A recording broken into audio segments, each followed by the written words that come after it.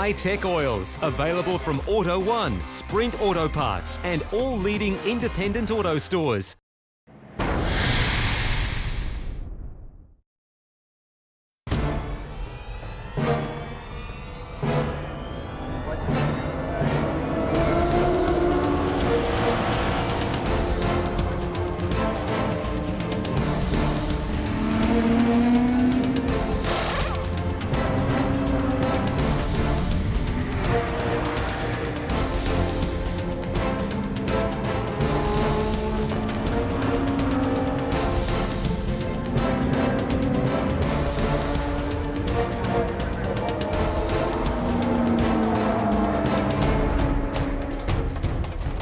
Welcome to Phillip Island for round 2 of the Australian GT Championship. Racing will be nothing short of incredible. Expect powerhouse rivalry, combinations and strategy that will test even the most skilled and composed drivers, two of whom are next to me now. Garth Tanner, welcome along. Good to see you here, debutant alongside of Tony Quinn.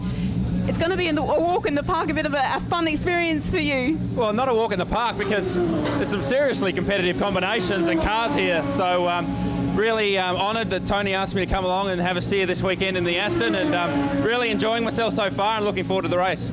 Tony, a formidable combination, another 101 win on the cards, but the lineup is riddled with threat. What do you make of it? Riddled with threat. That's good. You're quite right, it's riddled with threat. No, look, we'll just go out and do the best we can, and we're pretty casual.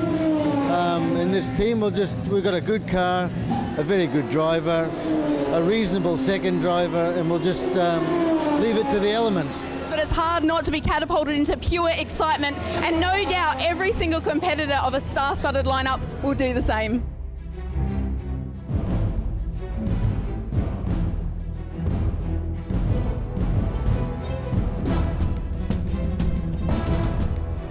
GT racing is undergoing a renaissance at the moment, and the Australian GT Championship, presented by Pirelli, is no exception. This is a high-class field where Porsche takes on Ferrari, Lamborghini and McLaren battle, and where everyone tries to catch the flying Erebus Mercedes SLS. Across a series of longer races, Australian GT competitors balance raw speed with race strategy to see who can come out on top, and the end results are usually very close. With star names like Stephen Richards and John Bowe taking on reigning champion Clark Quinn and his father Tony, plus series newcomer and Porsche champion Richard Muscat in the Erebus Benz, this year's Australian GT Championship will be a classic.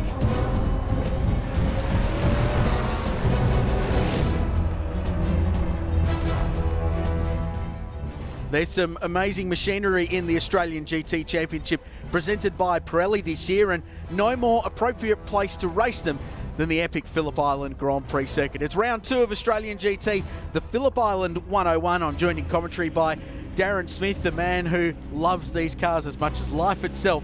This should be a sensational race. They absolutely make the heartbeat. There's that 12-hour winning car, Tony Quinn, who won the first 101 in New Zealand.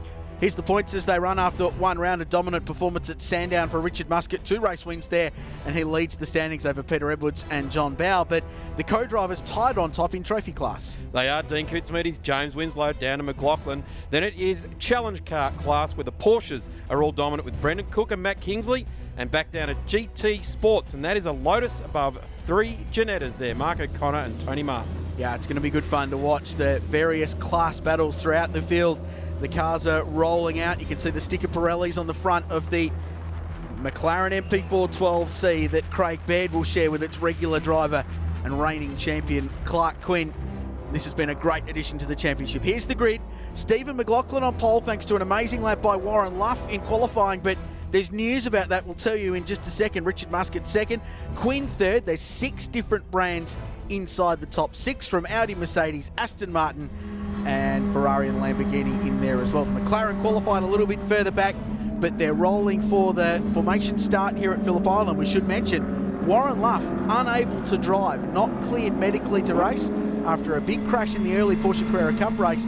He's gone off for some scans in hospital. He's okay, but it leaves Stephen McLaughlin out on his own to start this race, and obviously he's going to have to go the full distance. Well, it is a co-driver event with compulsory pit stops, and we're underway now as we see Clark Quinn at the wheel of the McLaren, just trying to catch up with these guys in front, really just trying to match the pace as we see Richard Muscat, who's leading the championship, stream through into the lead. These guys want to really run away and hide with it in these early stages. Yeah, it was impressive in the opening round by Muscat, who stormed his way through the field not once but twice at Sandown to take the round victory overall. There is Quinn in the McLaren, this car that set the Aussie GT scene on fire at the 12 hour and broke the Bathurst lap record in the hands of Shane van Gisbergen. Didn't qualify well here, but it was a wet, dry qualifying session, and the times not representative of where some of these cars played out on the grid. A lot of the sessions that the drivers have had leading up to the race, yesterday's practice and this morning's qualifying,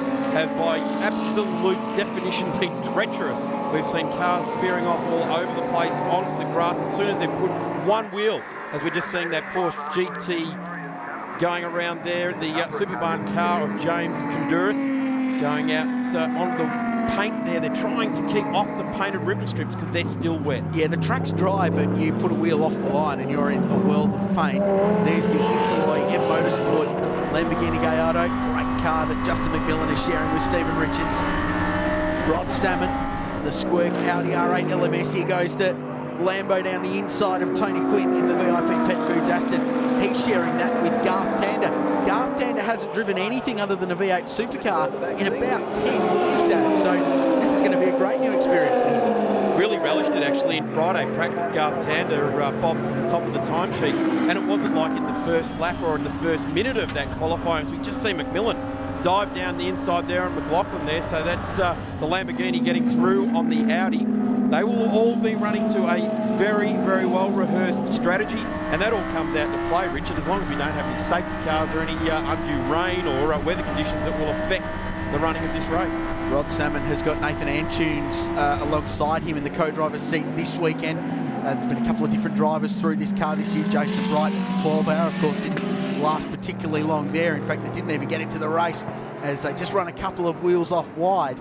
But Rod has returned to form, I think, this season. He's got some pace again in the Squirk Audi. But Nathan Antunes, a good driver, raced for A1 Team Australia in the old A1 GP Open Wheel Series. He's been racing radicals and a whole bunch of other categories in recent times. He's a bit of a gun for hire and a good get for the MPC team that are looking after the fleet of Audis here.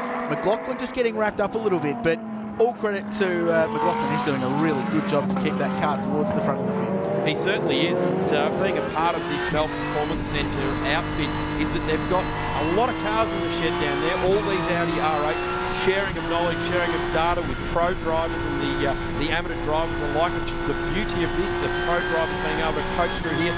Boy, doesn't Tony Quinn just look poised at the wheel. He is so comfortable at the wheel, the big front engine Aston. He's turned it up to 11 this year, Quinny, hasn't he? He's driving unbelievably well. And a lot of the drivers I spoke to after qualifying as well said, whilst the GT3 formula is renowned for having such good parity between marks over a lap, that Aston is an absolute rocket ship in a straight line. And at Phillip Island, there is a lot of flat-out stuff. Yeah, there's a lot of people trackside this weekend. Can't wait to see Garth Tander under race conditions at the wheel of his car. Front engine, rear drive, very similar in drive concept to his regular drive, albeit a low-slung GT car versus his V8 supercars. We've just got another change of position. Teammates there from the Melbourne Performance Centre shed, the Squirk Audi versus the J-Mac PEM R8. And have a look at that Il Bella Rosso car of Pete Edwards weighing in on this as well. Yeah, the Ferrari really stepping up this season. It's been a great run for them. Of course, John Bowe back driving this car with his good mate Pete, and they worked closely together for a couple of years now to work on Pete's driving and develop him as a gentleman racer, I guess you could say. And he's been really, really good and getting faster and faster, and is now a contender in his own right. They had a very good run as the McLaren goes down the inside, MG, but can't quite get it stopped. These guys just a little bit off the money, I think, this weekend. Haven't quite hit the setup on the head so far for the Darrell Lee MP412C. McLaren, however, have hit the nail on the head with Aussie GT. A couple of very nice items in the paddock this weekend. Brand new 650S McLaren in the paddock. They're getting right behind this category, which is great to see. Aren't they ever, as well as the new Radical Coupe, which did some laps earlier on today, actually leading the field round here. There was a tribute to Harry Firth and Jack Brabham throughout this weekend. So there was some good action and some wonderful cars that were just leading these cars around. The car just in behind, the second of the red Ferraris, is the very brilliantly named Vicious Rumour Racing, and there are other boys watching on from pit lane. Renato Liberto on the right of screen watching on. Tony De Felice doing the driving duties this weekend with V8 supercar driver Tony D'Alberto. They've had a rough year so far. That car badly crunched in practice with a 12-hour, didn't make the start. They did a repair job. They've got it back on the road perfect. It's the latest spec car you can run in Australia, and they're just looking for a clean run, finally, to get some laps after a pretty tough start to the season. Just monstering behind them there is the green, black and silver car, Ockett Furry and John Magro, who is just graduating from second in last year's Formula 3 Gold Star Championship. Great to have those guys on board. A little bit further back, GT Sports category between the Janettas and the Lotus, and hasn't this been a fantastic little battle all season long? And that Lotus really does punch above its weight. That's a fast little car. It certainly is. Those cars running on the controlled DM Pirelli out of Trofeo Motorsport. So the DH is what we're seeing on the championship cars and these trophy cars. And this is for outright 12th position. You wouldn't believe outside the top 10, but this battle is raging. The car just in front there, the Superbarn car, was car one from the last 2 seasons of Clark Quinn, previously in the VIP Pet Foods trim, now in Superbarn, and that's got Steve Owen and James Konduras in it this weekend. Good combination, and it's great to see both the Konduras boys at the track this weekend, because there's Theo. He's sharing with Sam Power, the Carrera Cup racer, in the 69 car. That's the Cup S, the older spec Class B car. So it's great to have both the Konduras boys, the Canberrans, back in the field, and they're having a good run so far this weekend. There's the Ascari from Savvy Motorsport, Keith Kasuki's car. And it's great to see the Touring Car Masters regulars joining the GT field. I spoke to Keith at the start of the year about that, and he races an XB Falcon in the series, and we'll come back to that in a minute, because right now we've got a very interested spectator talking to Summer Bogue. She's talking to Betty Clemenco. Richard Muscat just commanded an 8-second lead over the first 3 laps. Betty Clemenco, what do you make of that? Like I said, it was just, I was shocked and I just went, sweet. That's exactly what it was. It was perfect and it was sweet.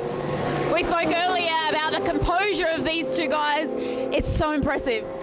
You know what, it's very impressive. The fact that they're born 2 days apart, they're both 21, they're facing a field of experts, you know, a lot of V8 guys and stuff like that. They've just taken in their stride. They're just treating it like a day in the office, and I'm very proud of them. Well done. Thank you so much. Yeah, she's been in the wars a bit lately, Betty. She had a bit of a back complaint, and was some question about whether she'd actually get to this round, but she's so passionate about her GT program. Gee, this is busy. Right in the middle. My point was, I was talking about the Touring Car Masters runner Keith Kasuki running in GTs, and he said, mate, sublime to the ridiculous, but he didn't know which was sublime and which was ridiculous, whether it was his Ascari that he's running in GT or 700 horsepower Ford Falcon XB Coupe in Touring Car Masters. Either way, Keith and the Savvy Motorsport team, Dick and Jill Savvy, doing a really good job, and they've been a great addition to the GT field. Rod Salmon now leading the way there in GT Trophy there. He's got the De Felice car, which is Tony D'Alberto at the wheel. De Felice Homes 458 coming charging through. Gee, 2 Tonys at the wheel of a Ferrari, Richard. That's got to be the perfect blend, doesn't it? It's an Italian supercar, so why not? The De Felice Homes car looking pretty good in this early stage. They've jumped the Maranello Motorsport car. Behind them was that Audi R8 LMS we saw with Ockett and Johnny Magro behind the wheel. John really enjoying his time in GT. He'll be in that car with Ockett for the rest of the season, that brightly liveried green, silver and black R8 LMS. I tell you what, they've come here and they've been flying under the radar so far, but John Magro no longer flying under the radar, goes through on Peter Edwards and puts one down on Rod Salmon there as well. Rod lets it go, I would say, for the moment, because they've got a strategy that they're definitely running to. Nathan Antunes in his car, who is going on to do some Japan GT racing in the following weekend from this round. Into pit lane comes the number 21 Porsche. Terry Knight making a bit of a racing comeback this weekend. Long-time runner in the Porsche GT3 Cup Challenge Series, and really enjoying himself being back in a race car at this great place. Motorsport's all-round good guy as well, is Terry Knight. If you've got a question or you need an answer, you go to Terry and he'll tell you how it is with a smile on his face every time. Richard Muscat just charging through on the GT sports car there. So that is the big 6.3 litre V8 SLS Mercedes coming through on the V6 Ford Mustang engined Janetta. And they're fighting for the GT Sports trophy in amongst some challenge cars. just at GT racing, of course, lap traffic is such a part of the deal. The outright GT3 car thundering through, and that's often part of the deal. You've got to work your way through the traffic, but you cannot just force your way through. You need to be smart, measure your approach, and use where your car's strong, like in straight line and around the outside at Lukey Heights, to get past the lap cars, and that's what Richard Muscat did there. I've been looking forward to having Richard Muscat and Jack LeBrock in the same car for a while, Daz, because Jack LeBrock in that car was mighty 12 months ago. Richard Muscat was mighty in it at Sandown, but Richard's still learning this car. LeBrock's the one with all the experience and ran third at the 12 hour at the start of the year too. So it's important for Richard, I think, to learn off Jack LeBrock. He's got the experience in this car. Two different models of Porsche there, as we just see Jack LeBrock very, very relaxed. Got the driving suit underneath the team jacket there. This is the new Andrew McPherson Ben Porter Porsche, just sitting in the with the yellow headlights there. That's of course Power and Honduras, and it is still running in its Asia Le Mans livery, brand new into the country this week. Yeah, we bumped into AMAC early on in the race week, and he was just so enthusiastic about this car.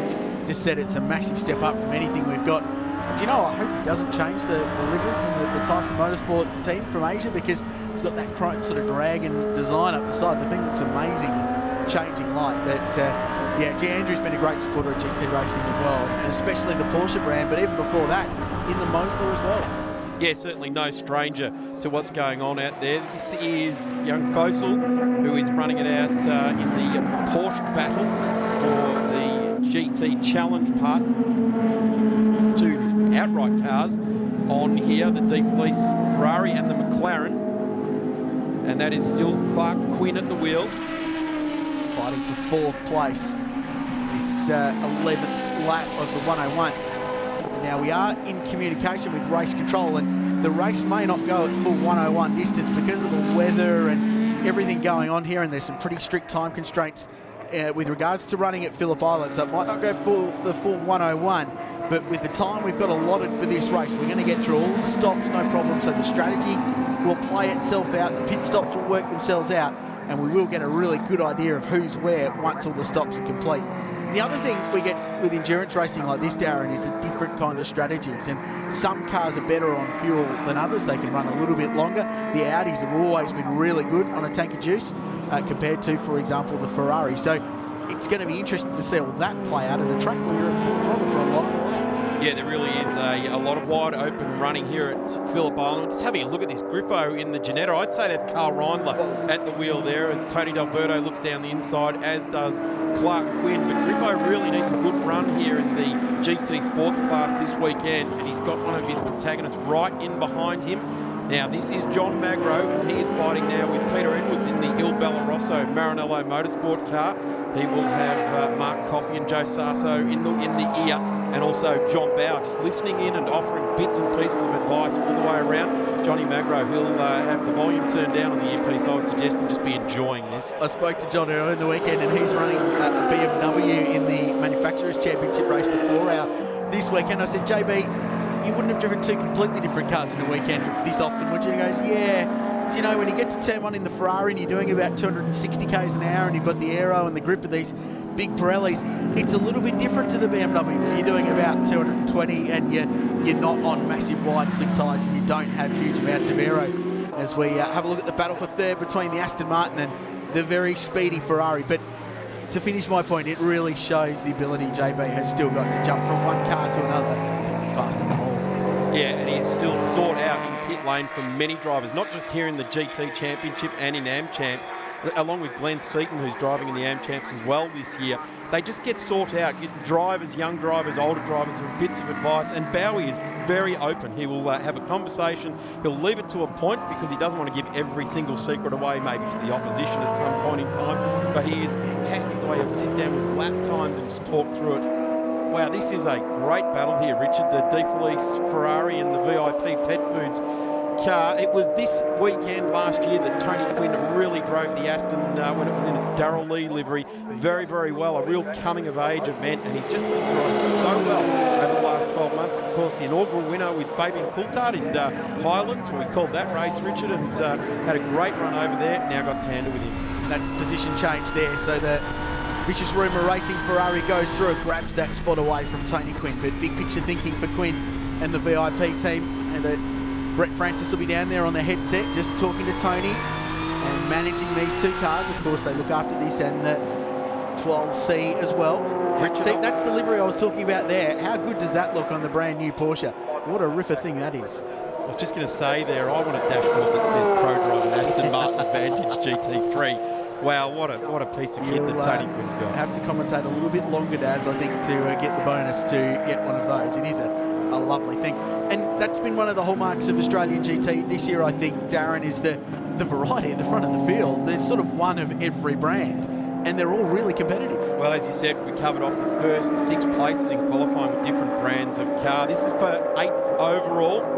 And for 2nd in the trophy class here, we've got the JBS Largo Lamborghini in there, which is an outright car, and the 2 Audis, which are running in the trophy class. And this is getting pretty willing, actually, because Largo started off the back of the grid, and this is strategy that these guys are playing because they don't get any success time added to their compulsory pit stops.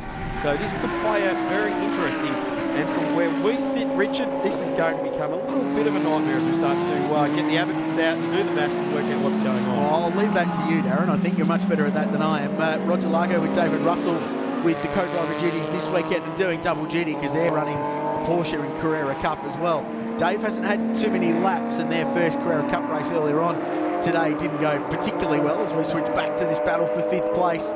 McLaren and Ferrari, and all of a sudden I'm taken back to a 35-degree day at Mount Panorama at the start of the year, and these two cars side by side at McPhillamy Park, as you do.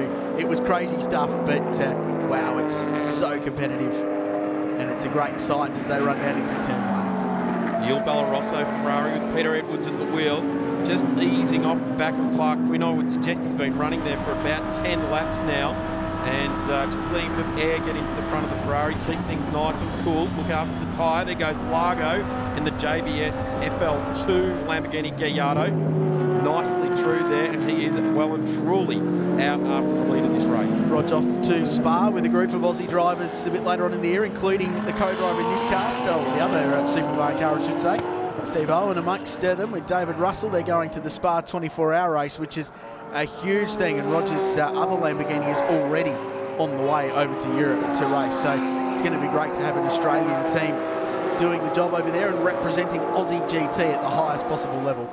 Oh, no contact, big contact.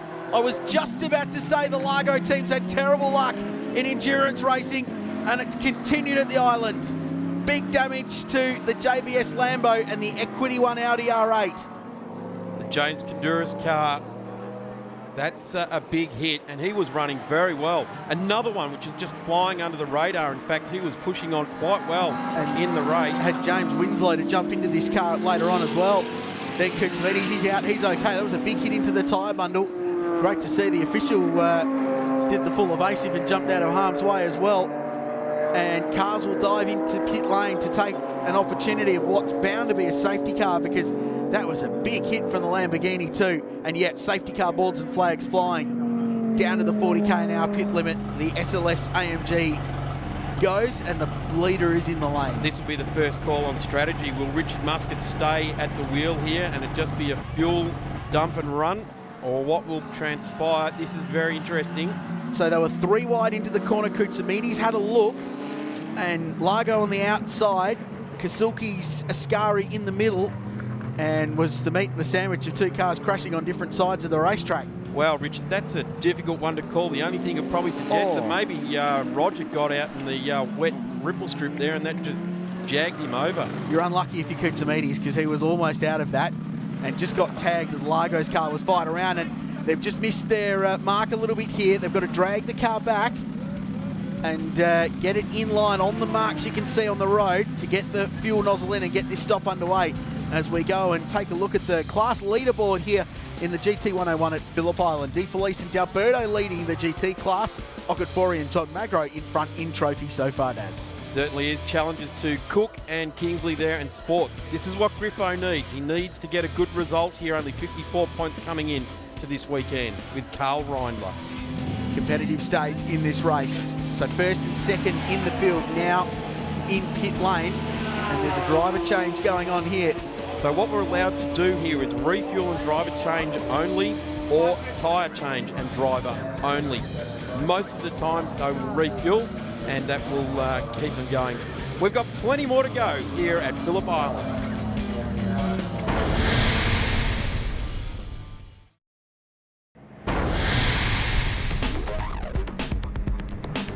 The Shannons Australia Motor Racing Nationals at the Phillip Island Grand Prix circuit. It's a grey afternoon, but the racing has been bright and shiny in the Australian GT Championship. We're under safety car for this accident. In the middle, the Ascari, the Lamborghini on the outside, the Audi on the inside, and it all went badly going into Siberia.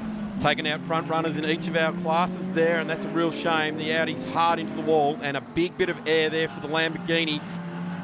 And we've got Tony D'Alberto down in pit lane. Yeah, it was quite good actually. We managed to make a few spots at the start, which is good. Come from P12 to P3, so exactly what I wanted to do to put me in the car at the start, just try and make a bit of headway. And now Tone hops in, and hopefully he can maintain a really good pace. And I'll jump in at the end and try and bring it home. So all the leaders have completed their stops now as of that safety car. So we're back underway and racing, and the 72 car currently leads the way. So everyone's done in their first round of stops at least, but there's more to come because not everybody changed drivers, Daz. So there's going to be a second stop, time pit stop, to go before this race finishes. I think the good thing for Erebus and for Richard Muscat is that he stays behind the wheel, all hot and sweaty and well tuned in to the current conditions. A little bit of a breather under safety car for him, but certainly a wise decision by those guys to leave Richard at the wheel. Battle for track position between Audi and Porsche. It's nice to see some of the outright spec Porsches back in Aussie GT. We've been a class contender for a while as Steve McLaughlin runs the 75 car down into the Honda hairpin. Now, McLaughlin's got issues because obviously with Warren Luff out of commission this afternoon, he's got no co-driver. Now, you cannot do the full race on one driver. He's allowed to go the full distance, but unfortunately, I think for Steve, if he does, it means he's not going to get a result. They'll ping him for that. Yeah, be excluded for results, that's for sure. And that's a shame because the J McPem Audi's running really well and Steve's driving very well. Good experience for him to get a nice long stint under his belt. Let's face it, it's going to be 101 or thereabouts because the news is still flowing from race control that this race may be shortened due to time constraints here at Phillip Island. A couple of positions dropped there for Tony De Felice, who's aboard the Vicious Rumour Racing. 49, the Ferrari just pulls it up from crashing into a Lotus down there at MG. Oh, that was an accident waiting to happen. Just got through. Now this is for a lapped position, so not for track position. This is the Erebus Motorsport car trying to put a lap on the McLaren. There's nothing wrong with the straight line performance of the V8 Pleo at 12C though. Very rapid in a straight line and holds off young Richard Muscat for the time being, which is remarkable in its own right because the old 6.3 litre SLS is not particularly slow in a straight line either, Daz. Yeah, it's certainly one of the more rapid bits of kit you need in a straight line. That and the Lamborghini seem to run very strongly, but always outpaced at the moment by the Aston Martin. Richard trying to line up here, and this is Clark Quinn at the wheel in the Darrell Lee Sticks. McLaren looks to the inside. It looks like Clark said, righto, there you go, Richard, have it. We're not going to end up in fisticuffs here. We'll sort this one out as the race transpires. Yeah, a lot of racing to go in this, and the beauty of these long distance races is you can, playing the strategy game and the safety cars as they flow, get that lap back. You've just got to keep circulating and keep being consistent. Battle of the Audis continues. This is not for position. This is the 72 trying to put a lap on the number 6 Squirk Audi, but these Audis have been running nose to tail so far. TNPC, they not only run a massive fleet of these cars, but they're all very competitive. They are very competitive. They've got the gentleman driver and the pro situation sorted out very, very nicely indeed there. Nathan Antunes will jump into that Squirt car and he'll have a good, strong run at it. And the car's always just look great on track. This is for 4th position now. So we've got the Ferrari weighing in on the Porsche onto the Lamborghini. And, well, what a League of Nations we've got out there being represented just in that little grab in front of us. Yeah, the United Kingdom just in behind there as well, thank you very much, with the Aston Martin. So the Superbarn Porsche is a little bit further up the road. So Konduras and Sam Power, that's the GT Trophy class entry, and that's leading their class at the moment. And they're in the fight with those Audis. We just saw the Rod Salmon and Nathan Antunes car, and also the LP520 Lamborghini of Jan Ginadasa, who's got Dan Gaunt behind the wheel, the JJA Consulting entry. So racing within a racing GT, different spec GT cars running in different classes. So in this, there's a race within a race and within a race. As number 75 car, that's Steve McLaughlin, continuing to lap. He's second on track, but about to go to pit lane. They're just going to have to throw water at him to keep him sharp for this one. He's going to be a busy boy. They certainly are. It's great to see ahg.com.au, a automotive logistics company, jumping on board with the GT Championship, along with Pirelli and Trofeo Motorsport, who have been on board now for the second season with this championship. So good to see corporate support coming on board with the championship. Oh no, contact, Daz. Contact between the Porsche and the Aston Martin, and the VIP car has turned around.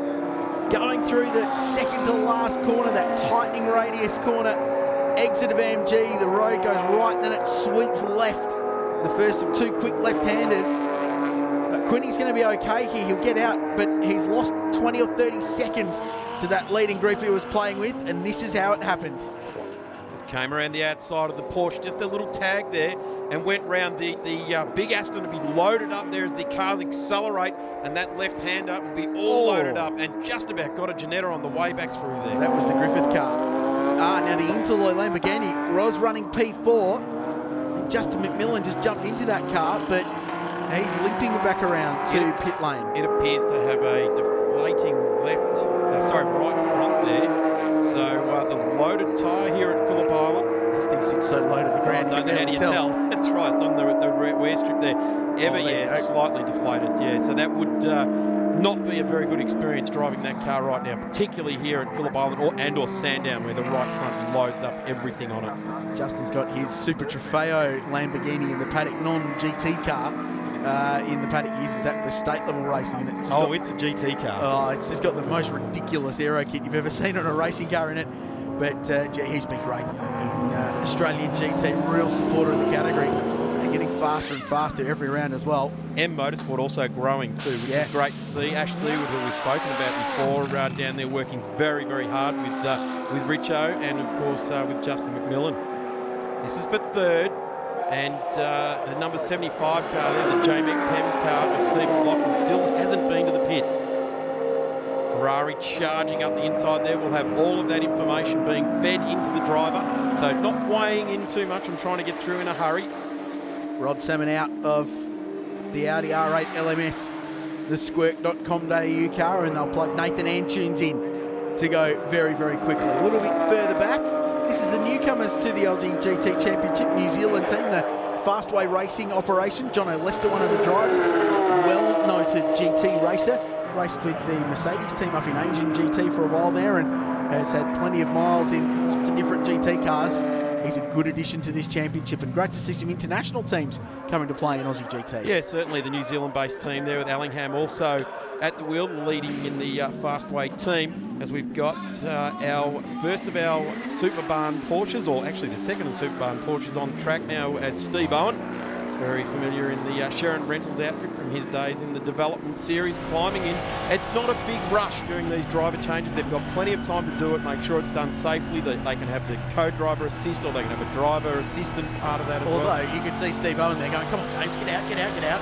Even though it's James's car, he was still in a bit of a hurry to get in that thing. Have you ever seen Stevie Owen not want to climb into a car really quickly and just get on with it? He's very fast. That's what he does. Here's Matt Kingsley, former Porsche GT3 Cup Challenge champion, jumping into the number 25 car that he's sharing with Cook this season. It's a year-long deal. There'll be a good combination. Yes, they'll represent very, very well down there. Matt Kingsley, Porsche driver of note and a great friend of the Shannons Nationals over many years. Richard, he's always been part of it, willing to help where we've needed. Lunatic driver, unbelievably fast driver, and very good in Porsche Cup cars as well. Yeah, plug and play in a Porsche, that's for sure. As Quinn goes down the inside, 75, McLaughlin still has not pitted yet, so he figures if he's going to have to go the whole way, he is going to go as long as he possibly can into this race. One of the good things about this is that MPC get to get data on fuel usage and tyre usage and all these different things with this car out there at the moment. Now the Okafor John Magro car in pit lane. Magro jumps out, Borey jumps in. The pit stops are underway once again at the Phillip Island Grand Prix circuit. We're going to take a short break. More Aussie GT coming your way when we come back.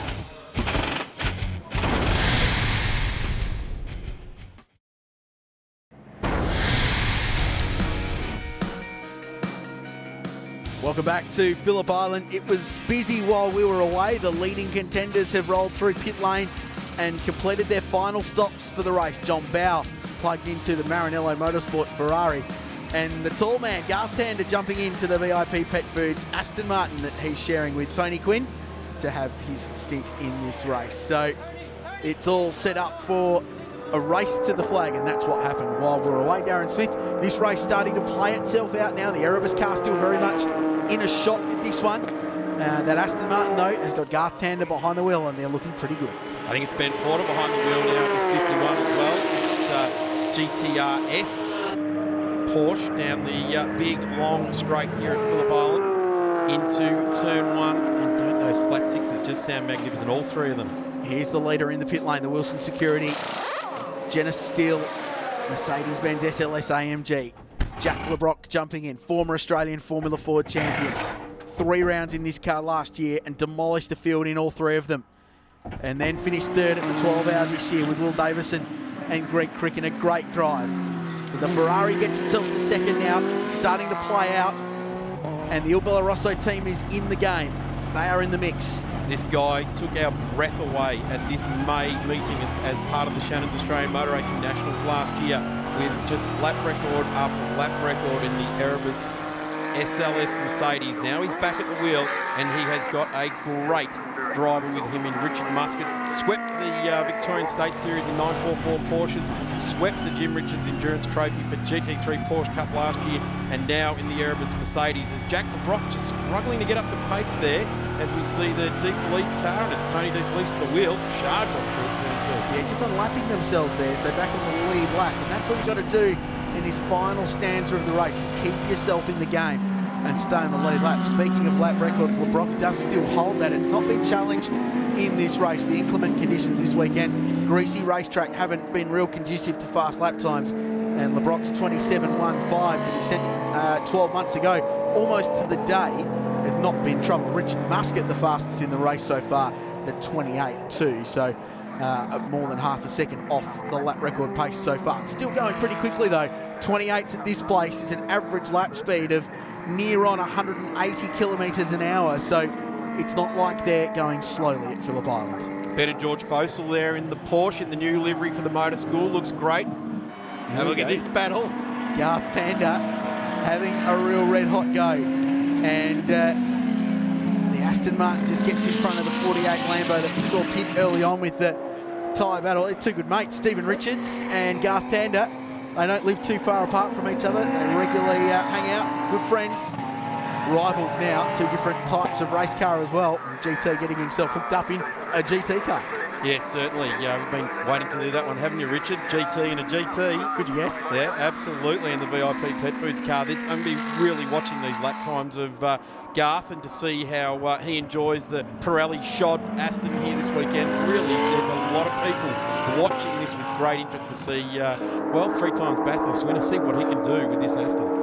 Well, we've seen this with the Carrera Cup as well as GT, not just this year but in previous years, that it's an outlet for guys to get more laps and more opportunities in these cars, and Garth Tander is one of them. Let's see what his co-driver thinks. Summers down in the lane with Tony Quinn. The man next to me is a fine driver, almost as good as Garth Tander, but it wasn't enough in your view.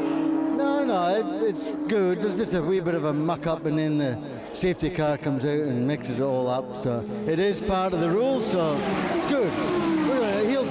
He'll take it home, that's fine. He's going to be in his element, good and proper now, though. He'll be fine, He'll be good. Oh, he's always good back here. You know when Tony Quinn says it'll be fine, it'll be good, it will be fine, it will be good. I think he said the same thing when he took over the Aussie GT category a couple of years ago, and it's going pretty well this weekend. Yeah, record numbers here this weekend. Great to see. Good management and a great racetrack. Oh, that's a big off there. Nathan Antunes. Hold on, Nathan. Spinning on the exit of the Southern Loop. 190 kilometre an hour, bit of road, and spins some more. And that is a wild ride.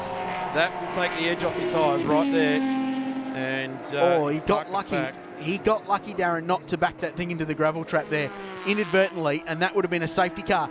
So he's back on the road, he's got going. This is what happened. Almost caught it, using all the traction and stability controls that these GT cars have got, but it wasn't enough to get onto wet Phillip Island grass. He's moved half of it onto the road as well. And that's the Pirelli that caused the dramas for the Lamborghini too, the Interloy car. That's a fairly fundamental hole there. This place is tough on rubber though. Doesn't matter how good your tyre is. The high loads at this place make it really, really tough. As we watch a battle for track position down the inside.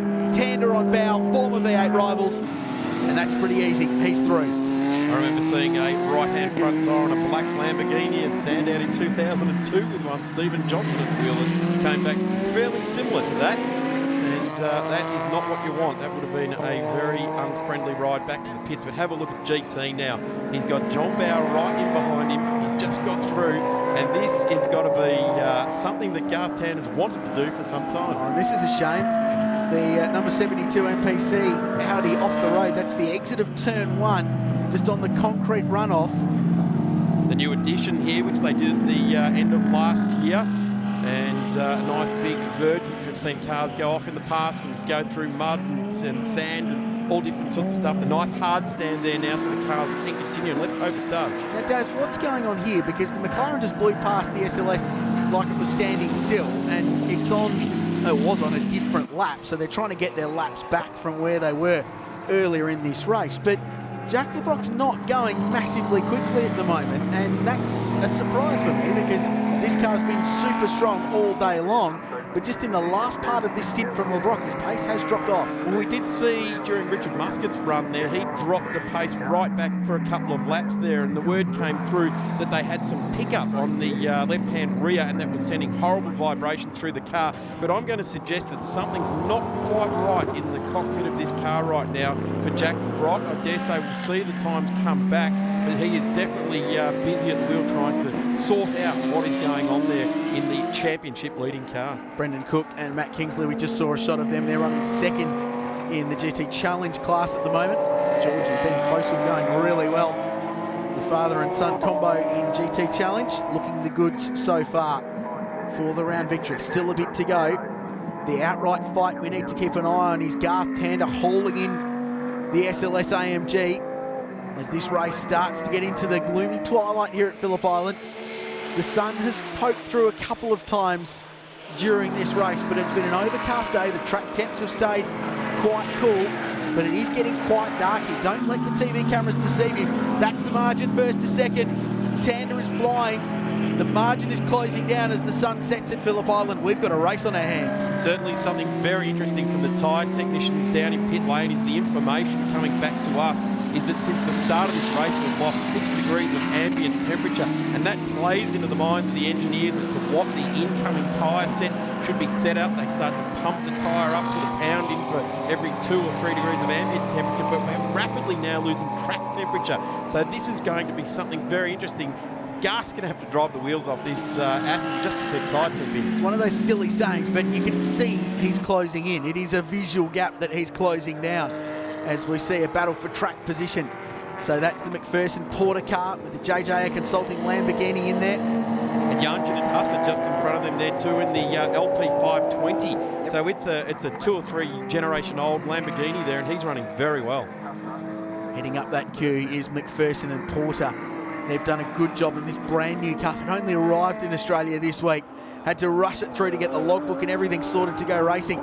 Big move down the inside, and that pass goes through. So the JJA car goes 1 position up the order. This is for track position, 8th, 9th, and 10th a little bit further back there as well with the James Kanduras, Steve Owen car. Theo Kanduras and Sam Power, it must be said, still leading GT Trophy, and they're further up the field. They're inside the top 6 at the moment. And going well. This is the race lead. Forget about top 6. Aston Martin versus SLS AMG, and Tander is there with Le Broc. Jack Le Broc still just struggling. Lap times haven't quite come back to Jack, and this is a good measure for Jack to see where he can run with a guy that has been at the very pointy end of V8 supercars in this country for a long time, and he is working all over the back of him. If he had a bit of sandpaper, there wouldn't be a lot of paint left on the back of that SLS right now. Over the rise at Lukey Heights they go. Lots of aero, lots of grip. 2G forces across the top of that brilliant bit of tarmac in Aussie Motorsport. And these two cars locked together. Bit of lap traffic. It's Carl Reindler behind the wheel of the Griffith Ginetta. Does the right thing, gets out of the way of the leader, but it's cost Tander a little bit. So that's just circumstance, slow part of the track. There's really only one line out of that corner, and it's just cost Garth Tander a car length or two. So breathing room for LeBron. So we're not going to go the 101 distance here. We've become time certain at this race. So I'm going to suggest we get 2, maybe 3 laps here, Richard, to the end of this race. Bit of breathing room for LeBron. That'll be music to his ears, but Tander's already right back onto the rear bumper bar of the SLS. Pushing hard too, and he's got those headlights in place, so he's using every single tactic available to a race driver, and that is to get the lights ablaze, and every time you disappear from one side in the mirror. Look at this, under brakes, the Merc holds on nicely. The Jenna Steele Wilson security entry still got it right. He's lacking drive or something. That's just not quite right there for Jack at the moment. Look at Tander into Siberia. He's so good there, but LeBrock drives the car down the middle of the road. Perfectly okay, defensive line within the final few laps of the race. He's going to make it difficult. He's got to make it difficult for Garth Tander. Why would you make it easy at the end of such a long, challenging race? And look at the effect the lights are having on these cars.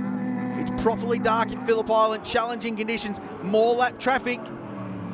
Well, you've got to suggest this is the trajectory that Jack LeBrock wants to be racing against. So this will give him a good feel for what the very pointing end, the best of the best in this country, get up to. 18 rounds every year on the V8 Supercar circuit. Round on the front straight again in the Jenna Steele Merc. Watch the lap car, that could be key. Tander gets out of the tow, uses the straight line speed of the Aston Martin and takes the lead.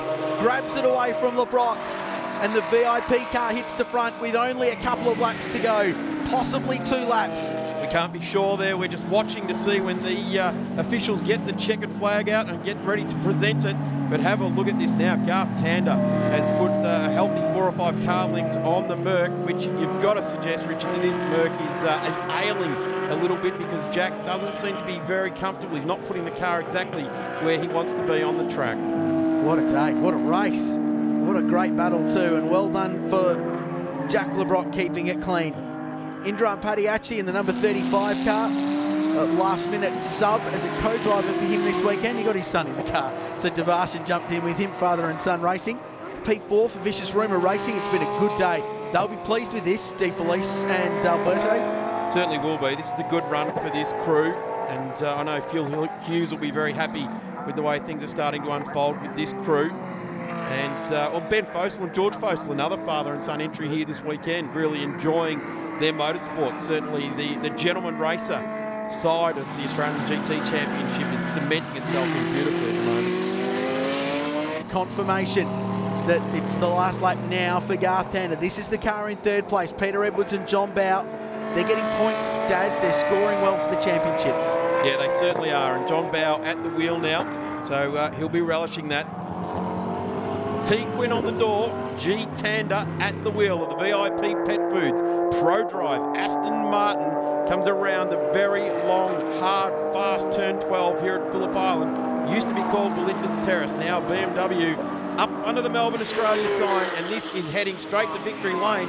The Suns car just in front, checkered flag goes to Garth Tander and his first win in the Australian GT Championship. Yeah, on debut, he's 1 for 1, and Tony Quinn gets another win. And great sportsmanship for the Erebus guys. First on the scene to congratulate. I think he's pretty happy with that. So he would be. 3rd place for the Maranello car. They've got to the line. Here's the Vicious Rumour Racing Ferrari. They'll come home in 4th. And on the lead lap 2, 82 laps completed for the leader. And that'll be a pleasing result for these guys. The McLaren will finish inside the top 5 as well. So a great drive. Well done to Tony Quinn and Garth Tander. They take the victory over Richard Muscat and Jack LeBrock. Edwards and Bow 3rd, with 3 different brands inside the top 3. Theo Konduras and Sam Power won GT Trophy and finished 6 outright in front of Rod Salmon and Nathan Antunes, Jan Ginadasa and Daniel Gaunt, with McPherson's Porsche and the Konduras Porsche completing the top 10. I knew I had to catch Bowie, and then went after him, and then when I passed Bowie, they got on the radio and said, well, the Merc's only 15 seconds up the road, and then I could see it not far after a couple of laps. So, I had a lot of fun. The car was absolutely great to drive. Guys did an awesome job with the car, and I can't thank Tony Quinn enough for giving me the opportunity. It was a lot of fun, and hopefully he has me back. That was really cool. And it just shows you with all the times and the pit stops and stuff, how at the end it can be so close. very good, very, very good. Wasn't expecting it. I mean, I've just been so thankful to James and Theo for giving me the opportunity and to drive such a wonderful piece of machinery. This car handles like a dream. So, Theo just did such a brilliant job on the first stint, got us in the right position, and made my part of the day really easy. So yeah, full credit to him. We had a terrible qualifying. We started from a long way back, but we were confident that we had good car speed and were hoping. I stuck the car in the tyres yesterday in the wet, which didn't help things. But it was finding the limit, I think, is what we'll classify. It was just finding the limit, pushing the boundaries, but it's all good. Richard Muscat leads the outright Australian GT Championship after 2 rounds, with Peter Edwards and John Bowe equal second, Clark Quinn and Tony Quinn third and fourth. In GT Trophy, it's Rod Salmon just a couple of points in front of Theo Kountouris, with Dean Koutsoumides in third. GT Challenge and Brendan Cook and Matt Kingsley are tied at the top, having had a couple of class victories this season, with George and Ben Fossel in second. And in GT Sports, Tony Alford and Tony Martin are first and second in class, with Mark O'Connor and Mark Griffith completing the top 4. Well, what a thrilling finish to round 2 of the Australian GT Championship presented by Pirelli in 2014. It's been an awesome weekend of racing. On behalf of Darren Smith, I'm Richard Krull. Thanks for watching. To find out more about this awesome series, head to thenationals.com.au. Oh, no contact, big contact. I was just about to say the Largo team's had terrible luck, and it's continued at the island. Big damage to its ABS Lambo and the 21 Audi R8. Oh, you got there. Hold on, Nathan. Spinning on the edge of the southern loop. 109km an hour, bit of road. To get down to the toe, uses the straight line speed of the Aston Martin and takes the lead, grabs it away from LeBron, and the VIP car hits the front with only a couple of laps to go. And this is heading straight to victory lane. On debut, 1 for 1. Tony Quinn gets another win. I think he's pretty happy with that.